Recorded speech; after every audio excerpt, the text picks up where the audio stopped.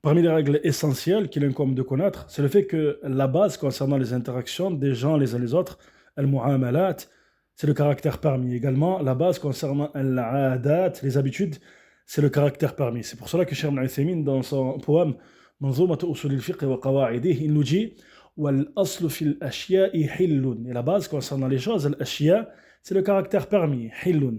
Et il rappelle que fait partie de l'ashya, al-mu'amalat, les interactions des gens les uns les autres. Et il nous dit, rahimahullah ta'ala, المعاملات وهي من الأشياء الأصل فيها الحل ودليلها قوله تعالى وأحل الله البيع وحرم الربا فكل مبايعة فالأصل فيها الحل وكذلك بقية العقود لقوله تعالى يا أيها الذين آمنوا أوفوا بالعقود فأمر الله بالوفاء بالعقود على أي وجه عقدت وبأي معاملة كانت ما لم يثبت تحريمها.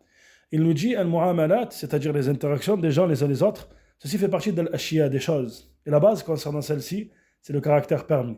Et la preuve, c'est la parole d'Allah Ta'ala dans le sens du verset. Et Allah a rendu licite la vente et il a interdit l'intérêt usuraire. Donc toute vente, la base est son caractère permis. Lorsqu'on dit que, parmi ce qu'il est comme de rappeler, c'est que lorsqu'on dit que la base concernant la vente est le caractère permis, bien évidemment, tant qu'il n'y a pas de contradiction avec la législation. Et Cheikh nous rappelle, nous dit, il en est ainsi pour l'ensemble des accords, à cause de la parole d'Allah Ta'ala, dans le sens du verset, ô vous qui avez cru, respectez les engagements. Ainsi, Allah Ta'ala a ordonné de respecter les engagements, quelle que soit la manière dont ils ont été contractés. Bien évidemment, on rappelle que le sens de la parole de Cheikh ici est le fait qu'il incombe de respecter les engagements à partir du moment où il n'y a pas de contradiction avec la législation.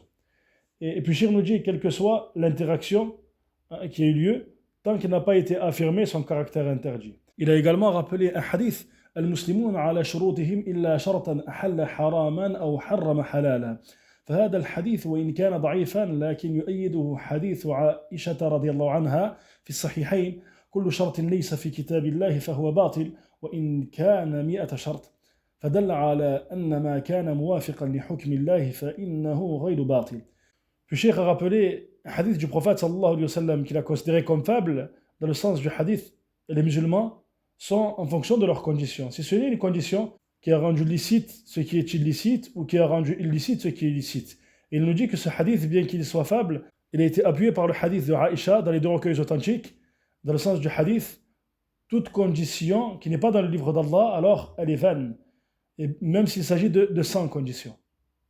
Ainsi, ceci prouve que ce qui est en concordance avec le jugement d'Allah tabaraka wa ta'ala, alors il n'est pas considéré comme vain.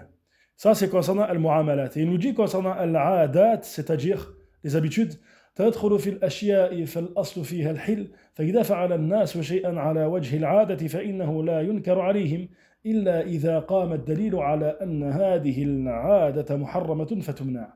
Concernant les habitudes al-adat, donc elles rentrent également dans ce terme al-ashya, c'est-à-dire dans cette parole وَالْأَصْلُ فِي الْأَشْيَاءِ حِلٌّ. Et la base concernant les choses, c'est le caractère permis.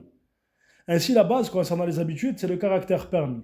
Lorsque les gens font quelque chose par habitude, alors on ne condamne pas cette chose-là, sauf s'il y a une preuve prouvant que cette habitude est interdite, alors on l'empêche. فمثلا إذا اعتاد الناس طرازا معينا من البناء أو طرازا معينا من الثياب فالأصل الحل حتى يقوم الدليل على المنع والمنع قد يكون بالأوصاف وقد يكون بالأعيان فالحرير محرم بعينه والثواب النازل عن الكعبين محرم بوصفه.